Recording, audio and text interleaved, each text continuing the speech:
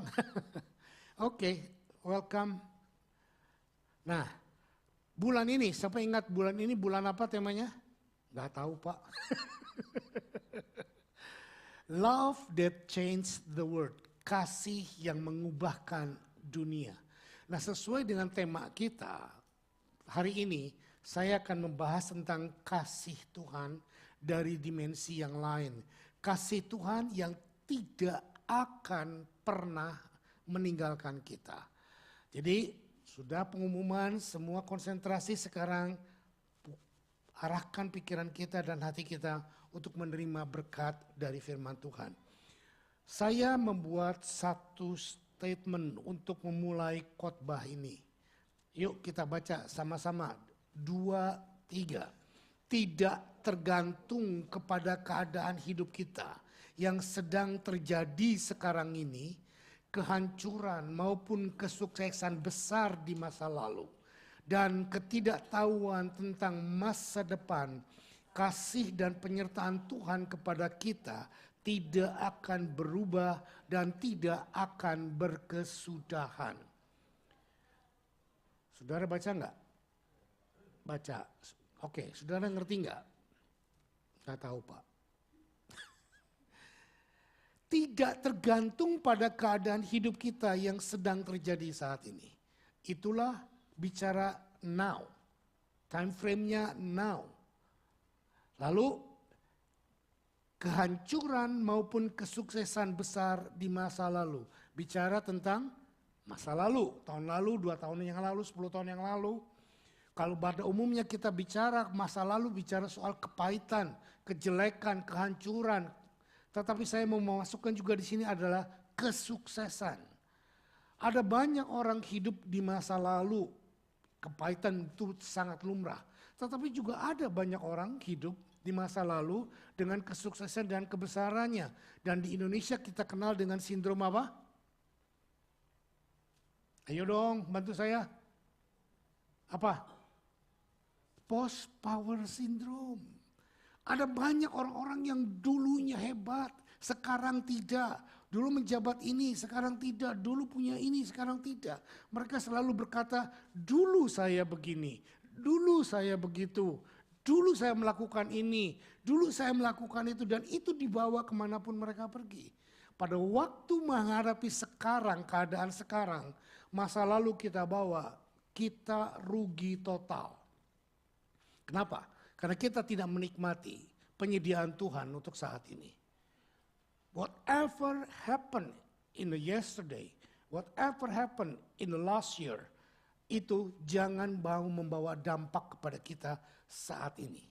Dan yang banyak juga terjadi dalam hidup kita adalah kekhawatiran dan ketakutan akan masa depan yang belum pasti.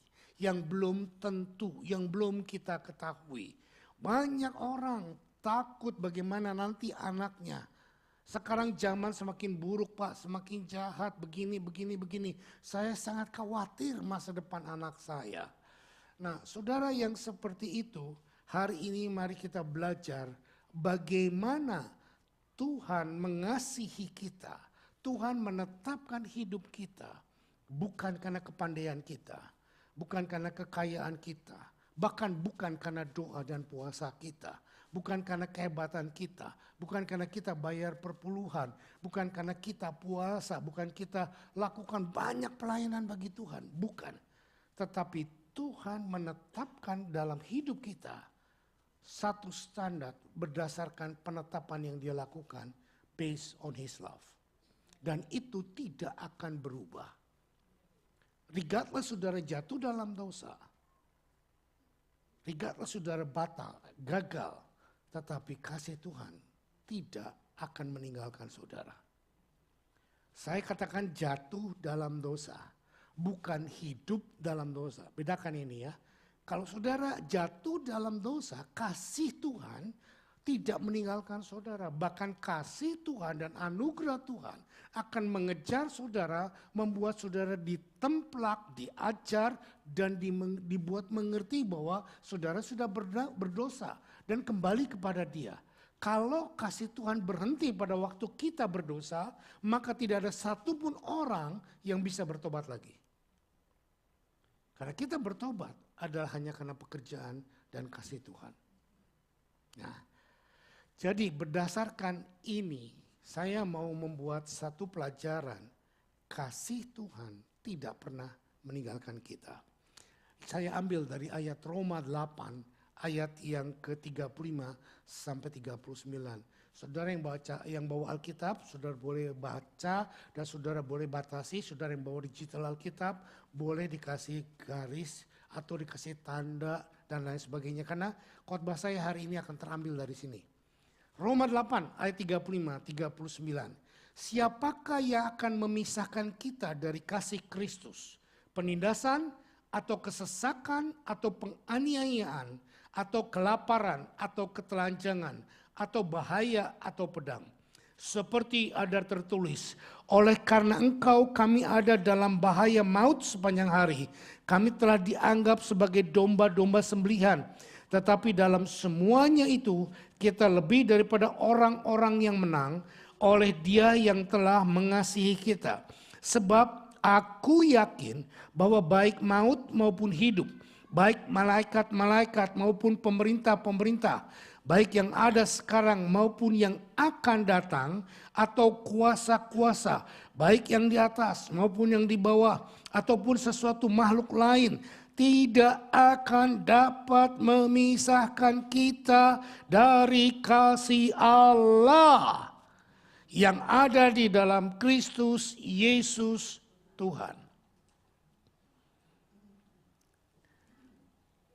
Apakah saudara menyimak? Tidak ada yang dapat memisahkan kita dari kasih Allah. Kasih Tuhan. Kasih Tuhan konstan, tidak berubah. Dia tidak menjadi lebih baik pada waktu engkau bayar perpuluhan.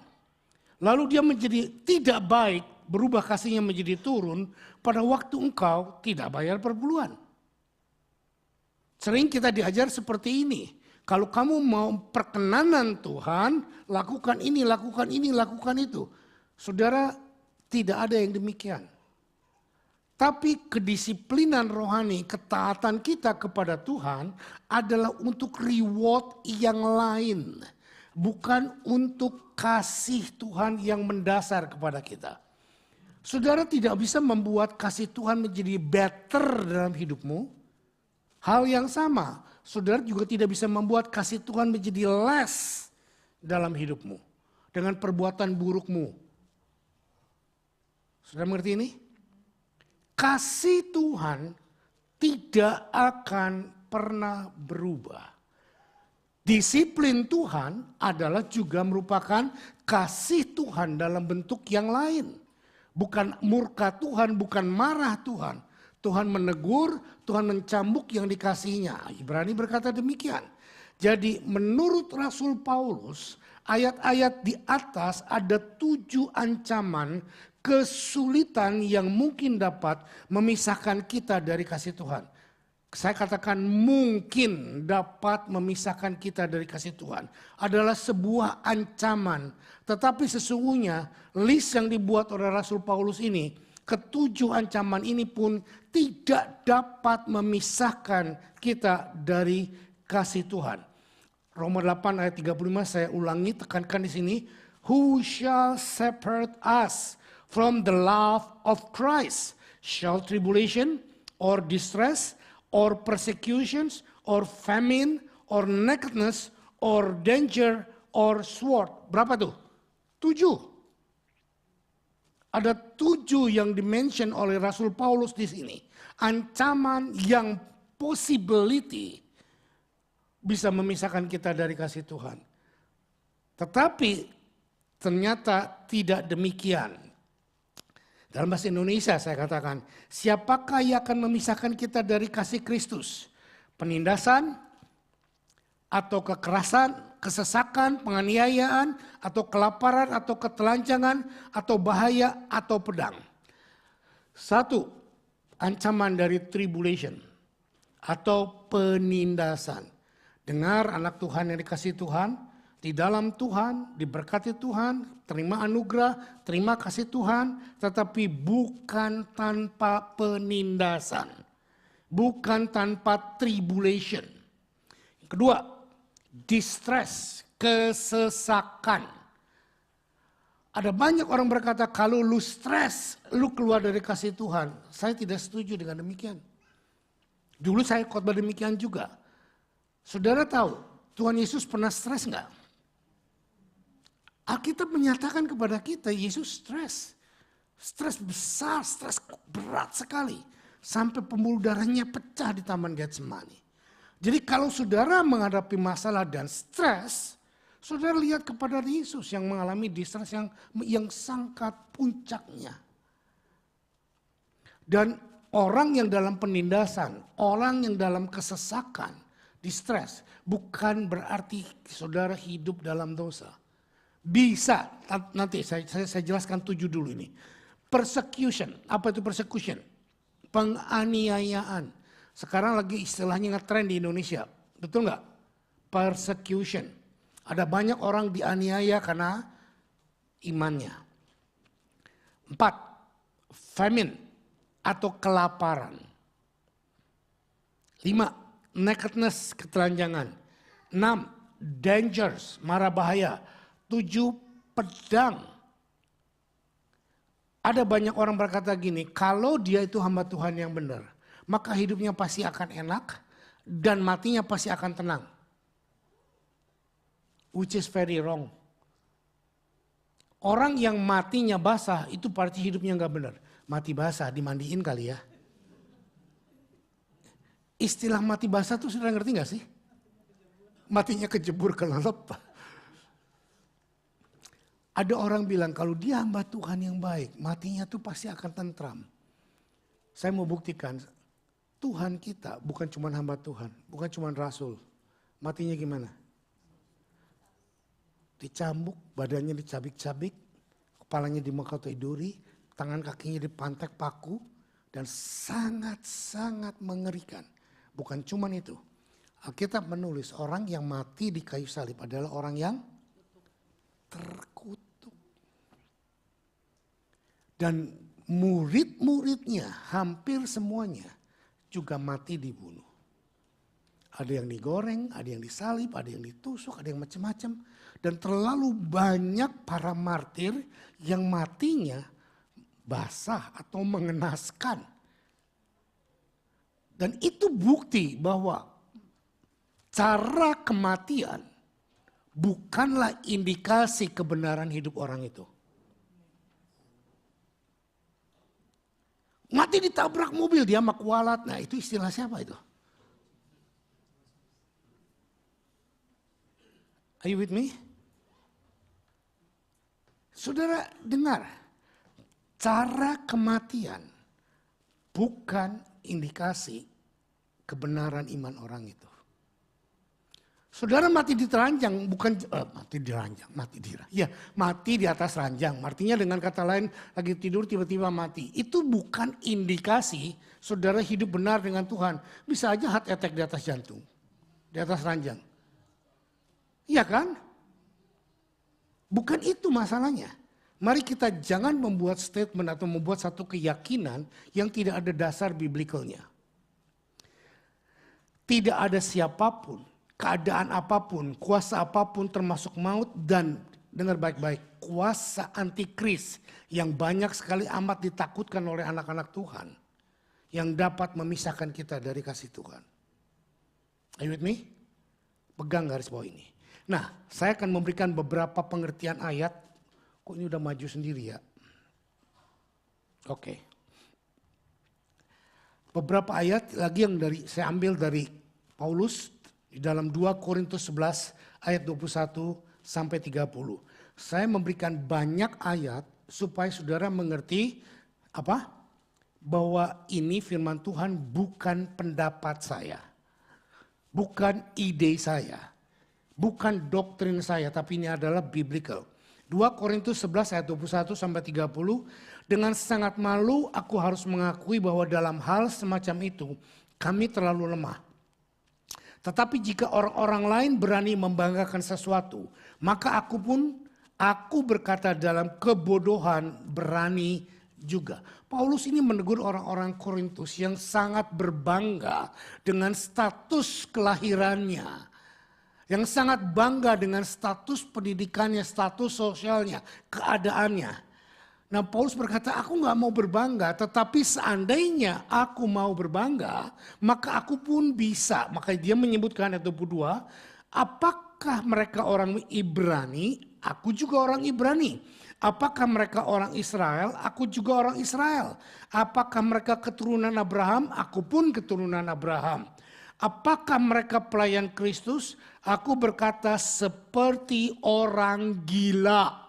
Aku lebih lagi. Saudara, kalau saudara melayani Kristus belum menjadi seperti orang gila, Paulus berkata, aku melayani Kristus seperti orang gila. Dibuat orang gila. Ya betul-betul gila. Karena dia pendidikannya Gamaliel. Sangat terhormat. Keluarganya luar biasa dihormati. Dan kaya, pandai, luar biasa posisinya. Tapi dia tinggalkan semuanya. Hanya karena pengenalan akan Kristus. Oke. Apakah mereka pelayan Kristus? Aku berkata seperti orang gila. Aku lebih lagi. Aku lebih banyak berjeri lelah. Lebih sering di dalam penjara. Didera luar batas. Kerap kali aku dalam bahaya maut. 5 kali aku disesah oleh orang Yahudi. Setiap kali 40 kurang 1 pukulan. Berapa tuh 40 kurang 1? Belajar hitung ya, belajar matematik. 3 kali aku didera, 1 kali aku dilempari dengan batu, 3 kali mengalami karam kapal, sehari semalam aku terkatung-katung di laut. Nah sampai di sini saya mau memberikan satu sedikit gambaran buat saudara. Karam kapal, dipukuli, dicambuk, dipenjarain, mau dibunuh. Kalau saudara mendengar hamba Tuhan seperti itu, saudara akan berkata apa? Dia mah bodoh sih, orangnya nekat, gak pakai pikiran. Ya enggak? Ya melayani ya melayani dong, tapi harus bijaksana dong. Kita harus tahu tempat di mana. Nah itu bukan seperti orang gila. Are you with me? Yang Paulus katakan, aku seperti orang gila. Dan dia bukan orang bodoh yang nekat. Ada banyak orang bilang kamu melayani Tuhan harus nekat. Saya totally disagree. Saya enggak setuju dengan kata-kata nekat. Melayani Tuhan bukan nekat. Tapi melayani Tuhan ada satu kekuatan yang dari dalam. Yang mendorong kita all out, bahkan sampai nyawa kita pun kita tidak pedulikan. Dan itulah kasih Tuhan, anugerah Tuhan yang mendorong kita untuk melakukan yang terbaik bagi Tuhan. Dalam perjalananku aku sering diancam bahaya banjir dan bahaya penyamun, bahaya dari pihak orang-orang Yahudi dan dari pihak orang-orang bukan Yahudi. Bahaya di kota, bahaya di padang gurun, bahaya di tengah laut dan bahaya dari pihak saudara-saudara palsu. Aku banyak berjeri lelah dan bekerja berat, kerap kali aku tidak tidur. Aku lapar dan dahaga, kerap kali aku berpuasa, kedinginan dan tanpa pakaian. Dan dengan tidak menyebut banyak hal lain lagi, urusanku sehari-hari yaitu untuk memelihara semua jemaat-jemaat. Jika ada orang yang merasa lemah, tidakkah aku turut merasa lemah? Jika ada orang yang tersandung, tidakkah hatiku hancur oleh duka cita? Jika aku harus bermegah, maka aku akan bermegah atas kelemahanku. Saudara, inilah list yang Paulus katakan. Bagaimana dia mengalami kasih Tuhan. Bukan, wah puji Tuhan. Tuhan berikan aku pesawat jet pribadi yang baru. Wah kasih Tuhan, aku baru aja pengen beli sepatu Hermes. Tiba-tiba dikasih orang sepatu Hermes. Saya tidak ngiri dengan yang seperti itu, bukan. Silahkan saja, saudara mau bersaksi tentang keindahan materi dan lain sebagainya. Tapi bagaimana dengan perjalanan rohanimu? Bukan cuma berkat, bukan cuma mujizat. Tapi ada satu sisi, Tuhan proses kita mengalami masa-masa sulit. Mengalami masa-masa aniaya. Mengalami masa-masa sepertinya kering ditinggalkan. Masihkah kita bisa mau percaya bahwa Tuhan tetap mengasihi kita?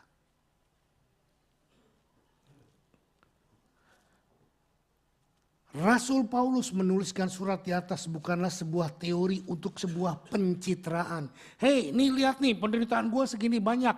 Lalu dibuat video pelayanannya begitu menderita. Untuk apa? Ujung-ujungnya kirim persembahan, ya enggak? Sekarang banyak hamba-hamba Tuhan yang pelayanannya di daerah pun seperti itu.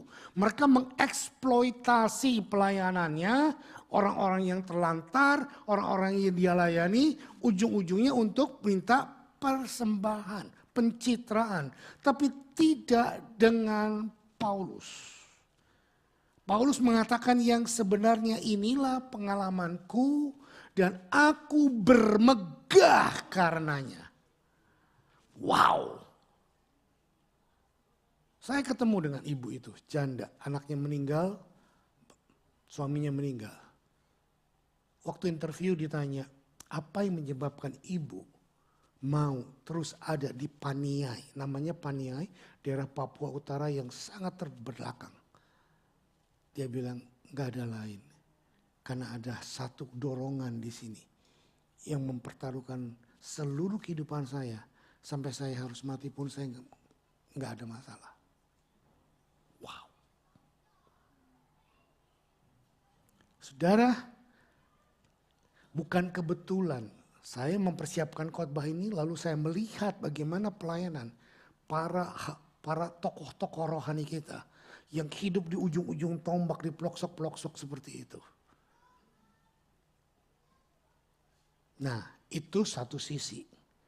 Kita yang hidup di kota, perjuangan kita bukan melawan makan di tanah, bukan perjuangan kita untuk menghadapi tantangan aniaya, tapi kita sekarang sedang menghadapi enggak? Come on, look at around you. Kegelapan sedang arising. Mereka semua sedang berkata bahwa ini tidak salah. Living together tidak salah. Homoseks, lesbian, it's only just choice of gender. Korupsi di mana-mana, narkoba di mana. Medan peperangan kita bukan kurang makan, bukan dicambuk, tapi medan peperangan kita adalah zona yang lain yang membuat kita merasa tidak sepertinya sedang berperang, tetapi saudara sedang dinabobokkan untuk menganggap itu semuanya hal yang biasa. Medan peperangan kita sekarang ini di sini adalah bagaimana fight untuk supaya bisa ke gereja dan tetap bisa berproyeksi dalam pekerjaan dengan benar. Terlalu banyak orang yang nggak bisa ke gereja karena harus bekerja, itu cengli. Tapi terlalu banyak orang yang nggak ke gereja karena malas ke gereja, akhirnya online. Nggak nyindir yang online, nyodok. Saya mau bilang begini, Anda yang online, maaf saya harus bilang, Anda tidak bergereja. Anda mendengar khotbah, tapi Anda tidak ibadah. Kenapa saya katakan demikian? Sebuah gereja adalah yang terjadi interaktif dengan orang-orang di dalamnya. Itulah gereja. Kalau Anda cuma mendengar sepihak tanpa interaktif, Anda merasa, waduh khotbahnya Om Sam tadi bagus. Oh membangun sekali. Anda pikir Anda sudah diberkati. Yes, tapi berkat yang Anda pikirkan. Padahal berkat yang sesungguhnya adalah waktu Anda mempraktekkan apa yang Anda dengarkan dari pelajaran khotbah itu. Nah, gerejalah tempatnya beraktif, berinteraktif. Wah aku malas ke gereja Pak, kenapa? Karena banyak gosip. Ya perangi gosipnya. Wah aku malas ke gereja Pak, karena orangnya gini. Perangi situasinya. Jangan saudara yang dikalahkan oleh situasi. Karena seharusnya gereja kan tempat kudus, yang bilang siapa? Doktrinmu yang salah, gereja bukan tempat kudus. Gereja itu rumah sakit. Tempat di mana orang-orang gak sempurna, orang-orang berdosa seperti saya dan kau ada. Dan kita belajar untuk diproses untuk menjadi kudus. Amin. Kita diproses, kita belajar Bukan saudara, seharusnya gereja itu menjadi tempat yang nyaman, yang kudus. Ya doktrinmu keliru. Kita harus mengerti bahwa Tuhan menempatkan kita di dalam sebuah gereja. Bukan untuk cuma menerima berkat menjadi holy, menjadi enak. Aduh tadi itu pujiannya ngangkat sekali, emangnya kue apem. Aduh tadi musiknya nggak beres, itu begini. Kalau saudara masih tergantung situasi dan kondisi, dan engkau tidak bisa merasakan kehadiran Tuhan, itu doktrinmu juga yang nggak beres. Karena penyembahan saudara bukan tergantung kepada false atau good, nyanyiannya atau musiknya. Penyembahan saudara tergantung dari hatimu sendiri. Penyembahan it's all about your heart. Kalau hati gembalanya nggak benar, urusan gembalanya. Jangan bilang gembalanya aja kayak gitu, apalagi gua kaplok. Saudara, terlalu banyak kita anak-anak Tuhan tidak mengerti apa yang Tuhan mau dalam kehidupan kasih-Nya. Dan kita menuntut orang lain untuk mengerti. Padahal kita sendiri nggak tahu apa yang kita lakukan. Nah, untuk itu saya akan memberikan berdasarkan ayat yang tadi kita baca, ada satu perbandingan yang kontradiktif yang akan saya jabarkan. Mudah-mudahan cukup waktunya nih 20 menit. Not the crisis of death nor the calamities of life. Tidak ada yang bisa memisahkan kita dari ancaman krisis kematian maupun malapetaka dalam kehidupan. Coba lihat saya sebentar. Yang paling menakutkan dalam hidup manusia selain kebangkrutan, sakit adalah kematian. Nah, puncak daripada ujung daripada semua penderitaan, persoalan adalah kematian. Itu bagi orang yang tidak mengenal kebenaran firman Tuhan. Tapi bagi orang yang mengenal kebenaran firman Tuhan, kematian is not a big deal. Kematian adalah justru jalan kita untuk mencapai kehidupan yang lebih layak, yang lebih baik. When you close your eyes here and you open your eyes in eternity. When you breathe your last breath here and you take your first eternity breath. Roma 8 ayat 38, ayat yang tadi. Oh, lewat. Udah ada. Sebab aku yakin bahwa baik maut maupun hidup, baik malaikat-malaikat maupun pemerintah-pemerintah, baik yang ada sekarang maupun yang akan datang. Saudara perhatikan, baik pemerintah maupun hidup dan malaikat-malaikat yang akan ada dan yang sudah ada. Jadi kenapa mesti takut hari depan? Kenapa harus takut hari esok? Karena Alkitab berkata bahwa aku menjamin pemerintahan kuasa yang akan datang pun tidak akan bisa memisahkan kita dari kasih Tuhan. Next, Korintus berkata demikian. Dan sesudah yang dapat binasa ini mengenakan yang tidak dapat binasa. Dan yang dapat mati ini mengenakan yang tidak dapat mati. Maka akan genaplah firman Tuhan yang tertulis, maut telah ditelan dalam kemenangan. Hai maut, di manakah kemenanganmu? Hai maut, di manakah sengatmu? Sengat maut ialah dosa dan kuasa dosa ialah hukum Taurat.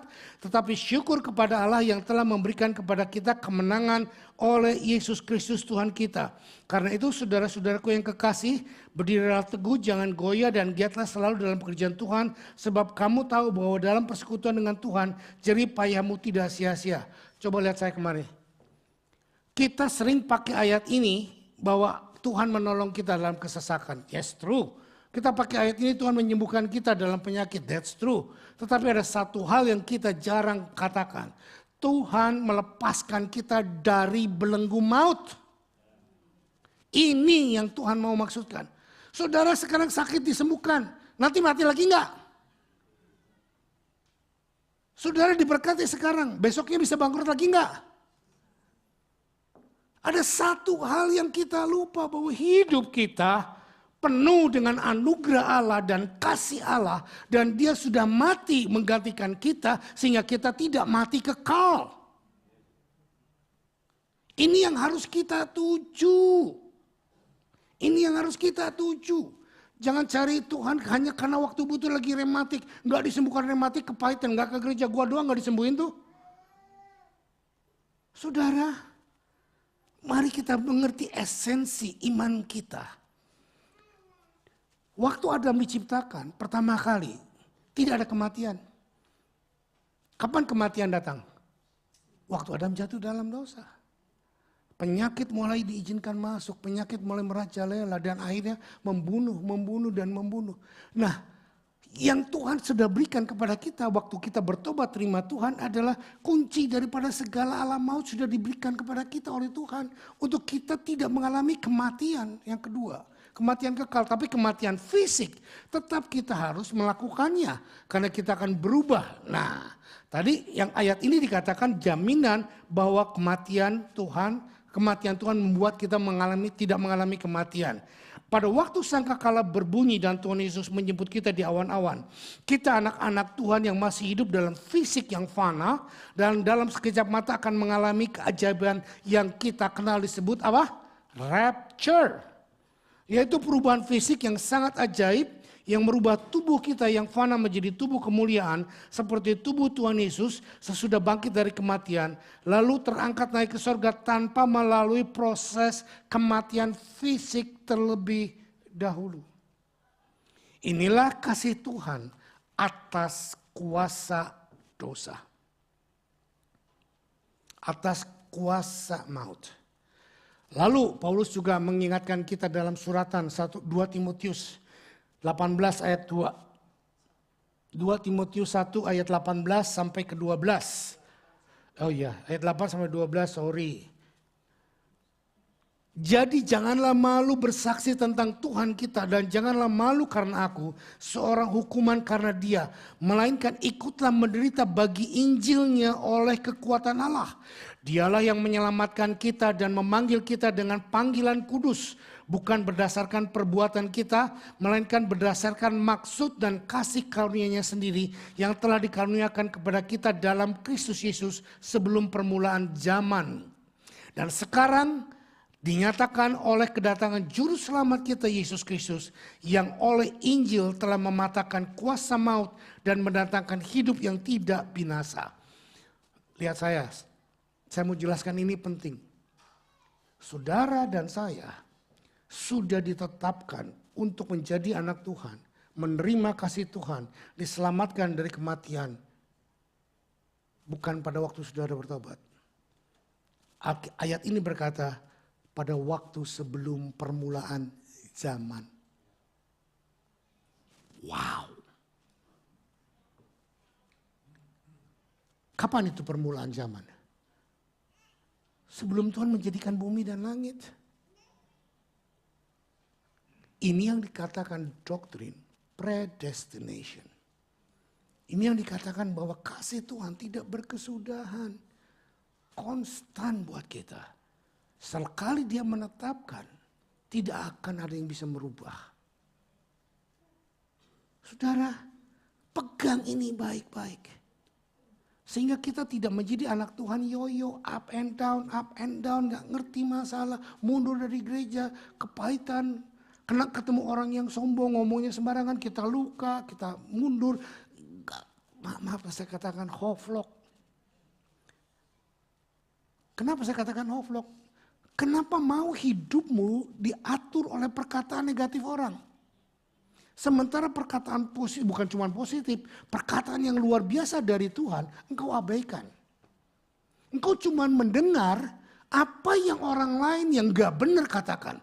Kau terima, kau masukkan hati. Apalagi kalau gembalamu yang salah ngomong. Saudara kan berkata begini, sebagai gembala kan dia seharusnya gak begitu. Dia kan harus begini, harusnya begini. Yang jadi gembala itu siapa? Kau bisa ngatur hidup orang, tapi aturlah hidupmu sendiri. Saya sangat setuju dengan yang Martin Luther katakan. Kita tidak bisa melarang burung terbang di atas kepala kita. Tapi yang bisa kita katakan, yang bisa kita lakukan, melarang burung bersarang di atas rambut kita. Kita tidak bisa melarang orang lain ngomong apapun. Lu ngomong gak bayar kok. Kecuali kalau ada ngomong, lu salah ngomong, gua denda 500.000. Wah iya, orang semua jadi bisu benadak semuanya, ya enggak? Dan kita sangat bodoh, sangat terpengaruh dengan omongan orang-orang yang seperti itu. Omongan orang yang jelek tentang hidup kita, fitnah, gosip, kita simpen, kita masukin di dalam hati, kita taruh di peti emas. Sampai 7 turunan gua gak bakal lupa apa yang dia katakan kepadaku. Ini anak Tuhan lu. Dan dia jadi dendam, dia bilang apa? Awas ya, dia gak mungkin datang ke rumah gua. Kalau dia datang ke rumah gua, ubinnya gua congkel. Saudara, saya melihat begitu banyak anak-anak Tuhan yang hidupnya seperti itu. Diatur dengan omongan negatif, diatur omongan-omongan yang gak karuan. Disuruh ngampuni, enak aja ampuni. Dia yang salah seperti itu. Nah, dengar baik-baik. Pengampunan tidak perlu menunggu orang lain minta maaf. Dengar ini. Pengampunan adalah tindakan sepihak dari kita yang dilukai. Kalau saudara mau orang yang melukai sadar, itu bukan pengampunan lagi. Rekonsiliasi. Rekonsiliasi harus dua pihak. Tapi pengampunan satu pihak. Are you with me? Terus, aduh tinggal 10 menit saya masih punya 4 halaman. Itulah sebabnya aku menderita semuanya ini, tetapi aku tidak malu karena aku tahu bahwa kepada siapa aku percaya dan aku yakin bahwa dia berkuasa memelihara apa yang dia percayakan kepadaku hingga coba sudah enggak konsentrasi, ayo baca ulang. 1, 2, 3. Itulah sebabnya aku menderita semuanya ini, tetapi aku tidak malu karena aku tahu kepada siapa aku percaya dan aku yakin bahwa ia berkuasa untuk apa?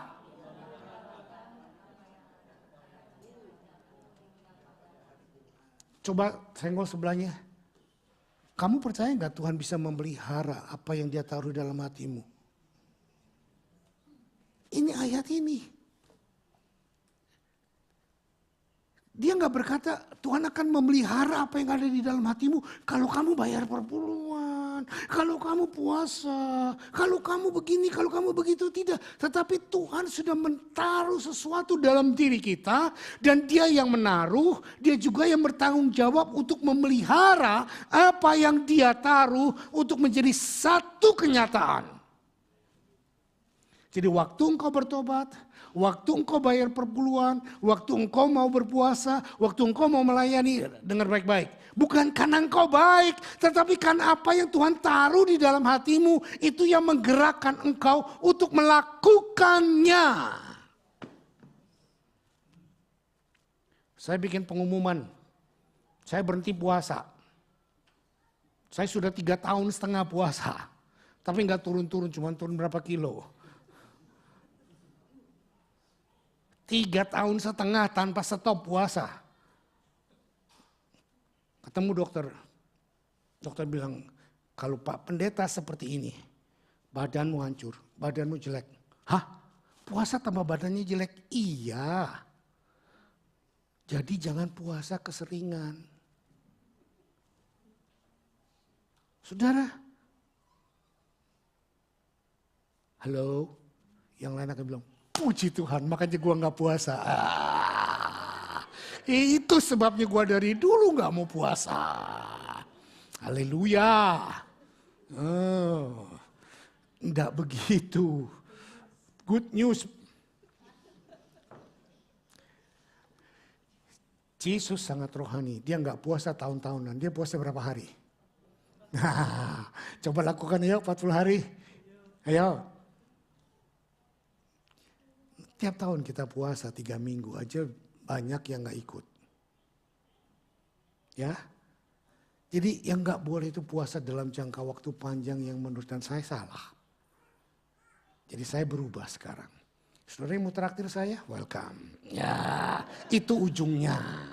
Ya, deklarasi berhenti puasa, ujungnya silakan undang gitu loh. No worries berarti udah siapkan perjamuan pesta. Oke. Aduh Tuhanku. Haya, sudah masih lihat lembarannya? Tuh. 5 lembar lagi. Oh, haleluya. Next. Ibrani 2 ayat 14. Karena anak-anak itu adalah anak-anak dari darah dan daging, maka ia juga menjadi sama dengan mereka yang mendapat bagian dalam keadaan mereka. Supaya oleh kematiannya ia memusnahkan dia siapa? Iblis yang berkuasa atas maut, dan supaya dengan jalan demikian ia membebaskan mereka yang seumur hidupnya berada dalam perhambaan karena takutnya kepada maut. Coba tengok kiri kanannya. Lu takut mati enggak? Nah, gak ada yang berani jawab kan? Ada banyak orang yang takut mati. Kalau saudara takut mati, imanmu gak benar. Halo? Ini ayat yang ngomong. Kita diperbudak, kita diperhamba oleh keadaan dunia.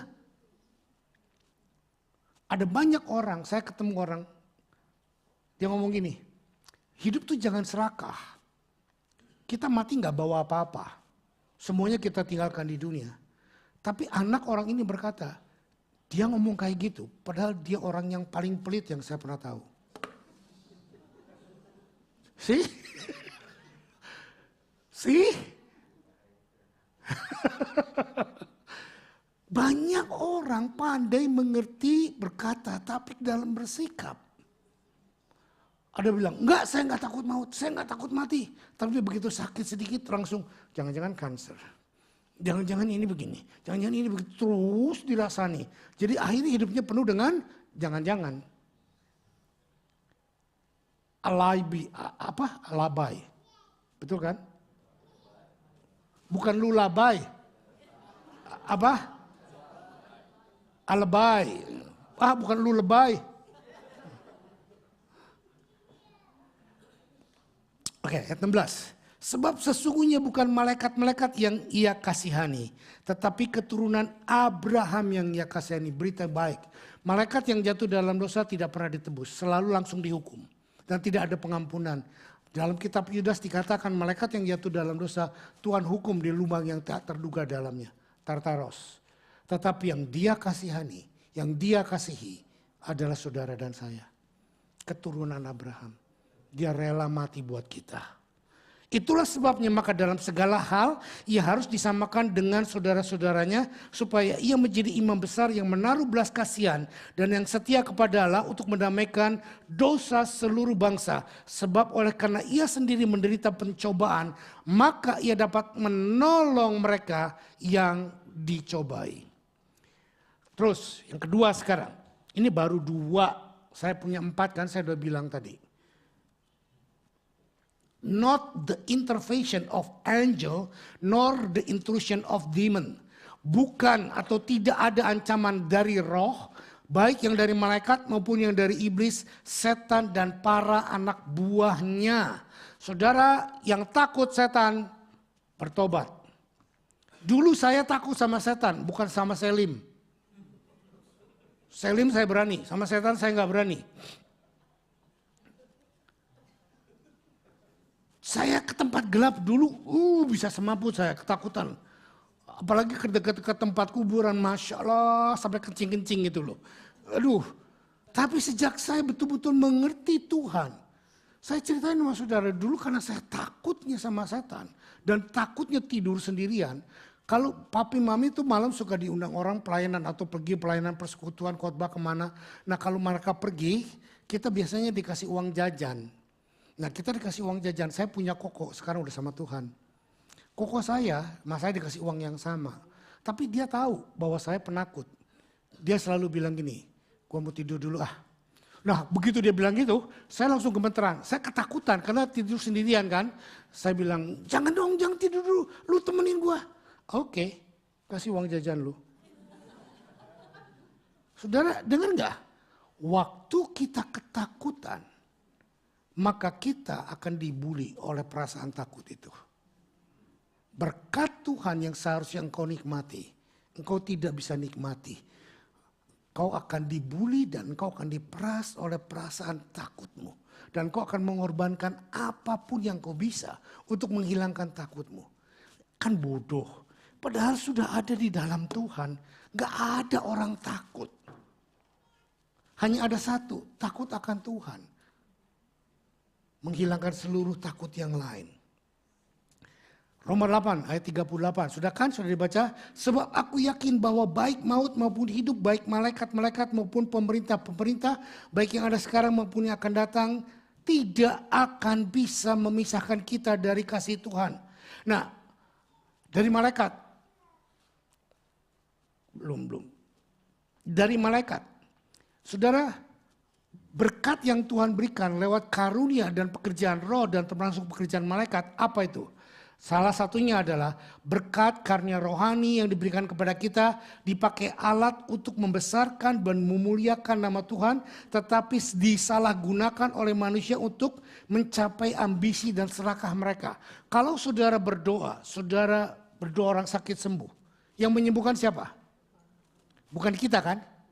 Tapi orang yang sembuh memberikan berkat kepada siapa? Ini poinnya.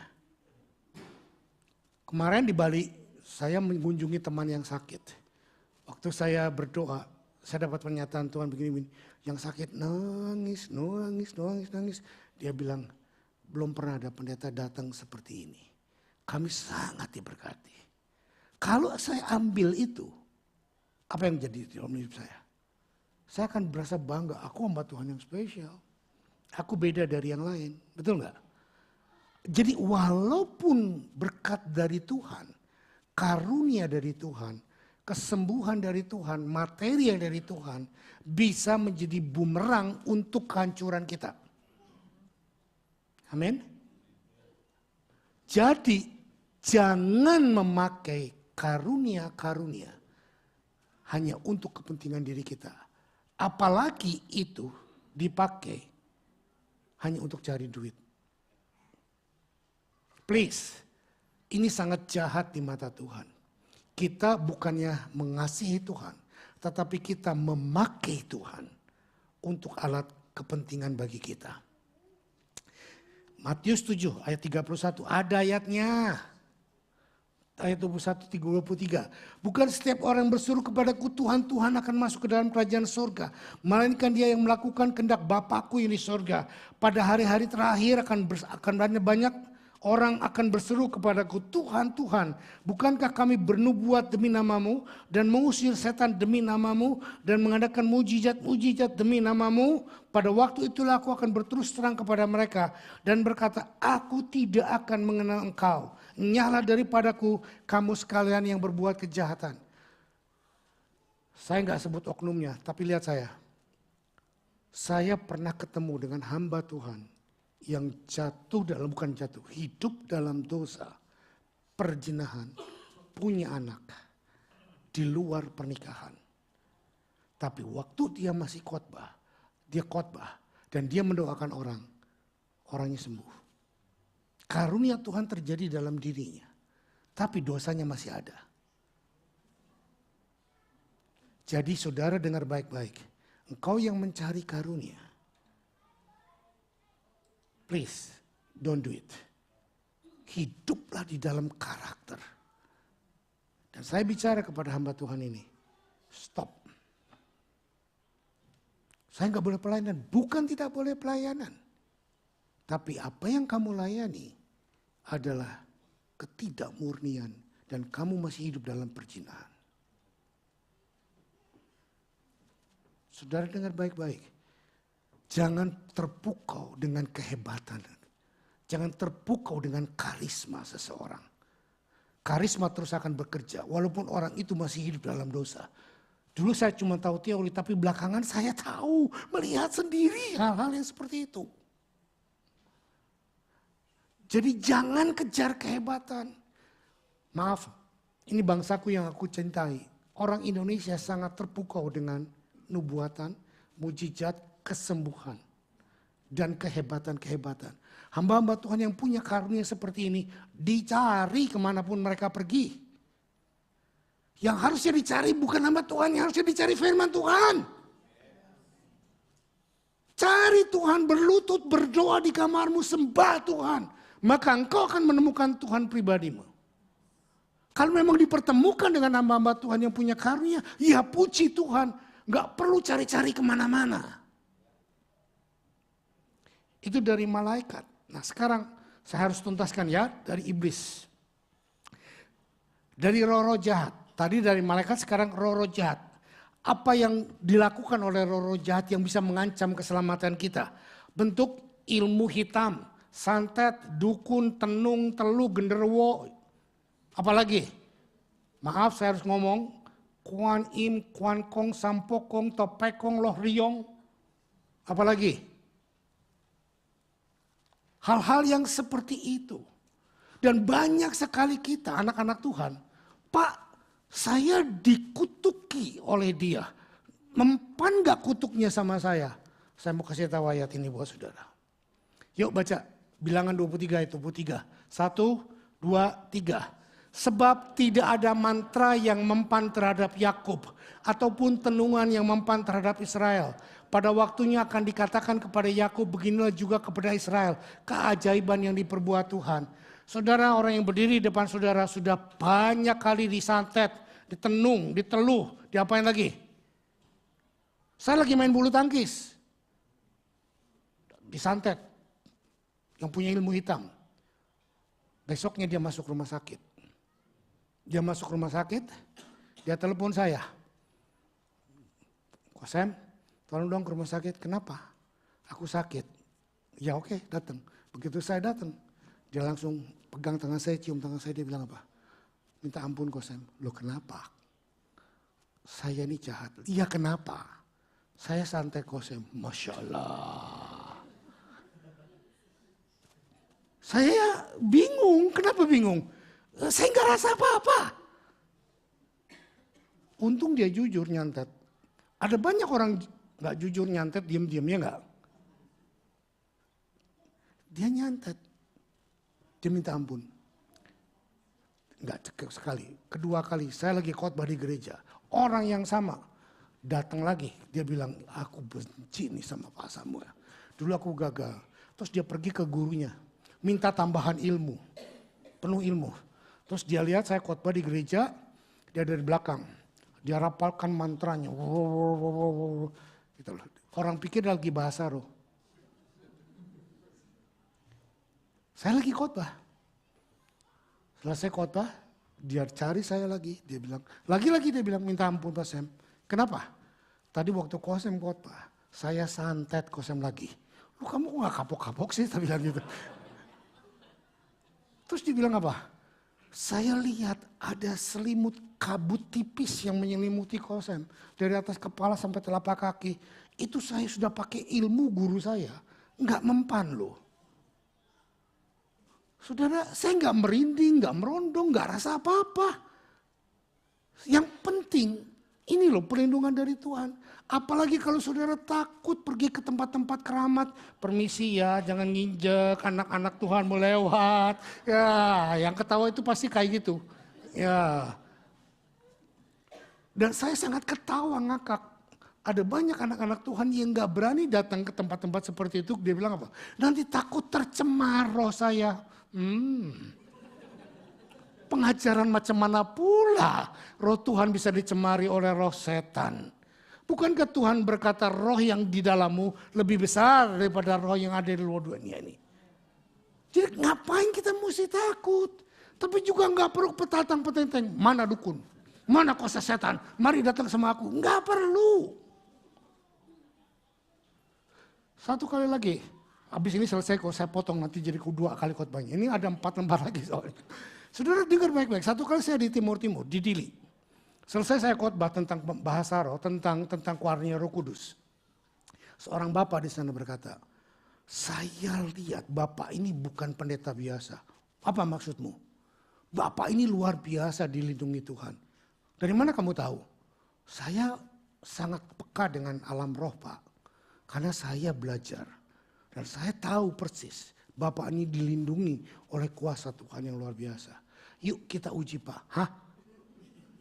Kamu mau siapa? Ayo kita uji Pak, siapa ilmunya lebih tinggi. Ups, saya bilang saya nggak punya ilmu. Saya cuma punya Yesus Kristus. Dia nggak peduli, dia langsung duduk bersila, dia begini, dia langsung baca mantra. Saya jadi bingung, gua ngapain ya? Oh dia baca mantra, wow. Saya jadi bingung, gua mesti ngapain ya? Saya berdoa, Tuhan apa yang harus saya kerjakan? Saya bahasa roh,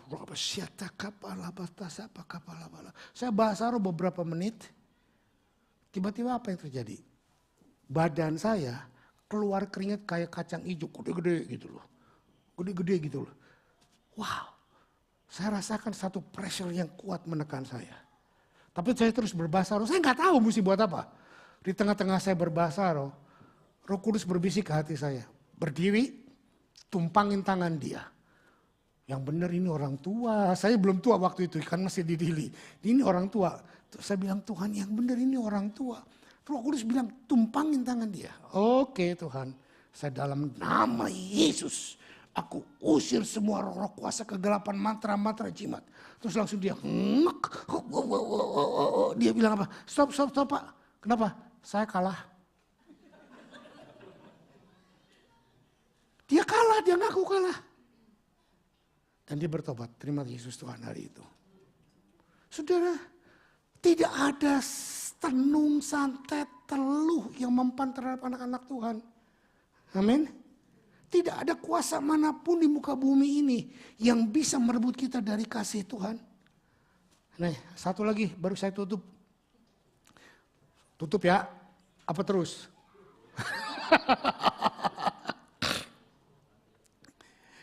Setiap senjata yang ditempa terhadap engkau tidak akan berhasil. Dan setiap orang yang melontarkan tuduhan melawan engkau dalam pengadilan akan engkau buktikan salah. Inilah yang menjadi bagian dari hamba-hamba Tuhan.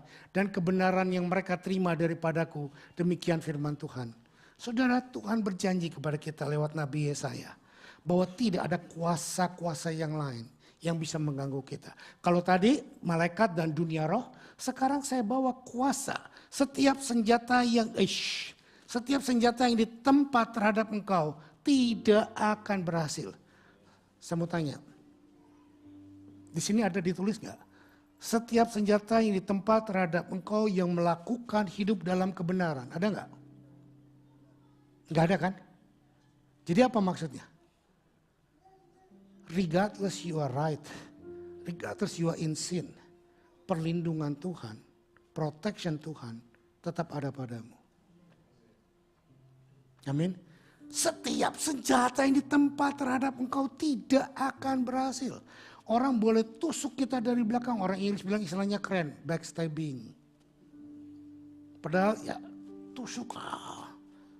Yang kedua, dan setiap orang yang melontarkan tuduhan melawan kau dalam pengadilan akan kau buktikan salah. Inilah yang menjadi bagian hamba-hamba Tuhan dan kebenaran yang mereka terima padaku demikian rupa.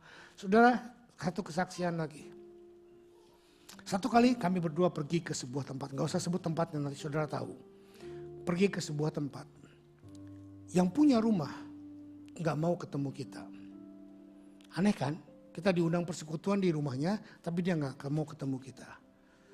Setelah selesai persekutuan, saya tanya kepada teman-teman kita yang di sana, kenapa orang ini kok gak mau keluar? Dia bilang gini, dia banyak mendengar yang buruk tentang Pak Sam dan Ibu Lydia. Sehingga dia gak mau keluar. Dia gak mau menemui kita. Saya bilang, oh ya, saya gak marah, gak sakit hati, gak benci. Saya cuma bilang puji Tuhan. Ternyata aku terkenal buruk juga. Saudara, jangan bela dirimu dengan perkataan-perkataan orang yang buruk. Gak usah bela hidupmu. Aku gak begini. Dan akhirnya beberapa bulan atau tahun kemudian, orang yang gak mau menemui saya, waktu kami ketemu lagi, dia peluk saya, dia ketemu saya. Saudara, Tuhan yang bela. Bukan kita yang bela. Biarkan Tuhan yang melakukan. Tidak ada ancaman. Jadi baru dua ya ancamannya. Satu, not the crisis of death and the calamity of life. Yang kedua, not the intervention of angel and nor the intrusion of demon. Yang ketiga nanti akan saya masukkan, not pinnacle of heaven and the pit of hell. Dan yang keempat, yang kelima, not anything mighty or anything made. Saya simpan ini buat 2 minggu ke depan mungkin. Karena minggu depan Bapak rohani saya akan berkhotbah. Dan kita akan menerima berkat dari dia. Kita tundukkan kepala. Terima kasih Tuhan. Hamba sudah selesai berbicara walaupun tidak selesai. Tapi hamba tahu Tuhan. Begitu banyak tantangan, ancaman, penderitaan, kesulitan, ekonomi, politik, kesehatan, keuangan, hubungan-hubungan, bahkan keadaan-keadaan apapun yang mengancam kami. Tapi satu perkara kami percaya dan kami bersyukur. Engkau sudah menulis jauh-jauh hari sebelumnya. Tidak ada yang bisa memisahkan kami dari kasih Tuhan. Tidak ada yang bisa mengambil kami dan memisahkan kami dari Engkau. Tidak ada satu kuasa apapun. Terima kasih Tuhan buat jaminan yang begitu lengkap. Buat jaminan yang begitu sempurna. Sehingga hidup kami boleh aman, boleh nyaman, boleh tentram. Hanya di dalam Kristus Yesus Tuhan. Perkataan hamba sudah selesai, biarlah perkataanmu tidak akan pernah selesai. Rohmu berjalan di dalam hidup kami, membimbing kami, membawa kami dari satu kemenangan kepada kemenangan. Sehingga kami akan menjadi orang yang lebih daripada pemenang. We are more than conqueror. Terima kasih Tuhan, ampuni kalau kami mungkin masih takut masa depan. Mungkin kami takut kematian, kami takut penderitaan, kami takut sengsara, kami takut penyakit, atau kami takut macam-macam yang lain. Atau kami menjadi lemah, menjadi kurang, tetapi kami percaya hari ini Tuhan, cabut dalam nama Yesus. Kami menjadi lebih daripada pemenang. Dalam nama Yesus, hamba berdoa materaikan semua kebenaran firman-Mu ini dengan tubuh dan darah-Mu Tuhan. Hamba berdoa persekutukan roti ini dengan tubuh-Mu. Cawan anggur minuman ini dengan darah-Mu. Benar-benar menjadi makanan dan minuman yang sejati. Buat roh, jiwa dan tubuh kami. Sehingga kami boleh menyatu dengan Engkau. Dan tidak ada satu kuasa manapun yang bisa mengganggu gugatnya. Dalam nama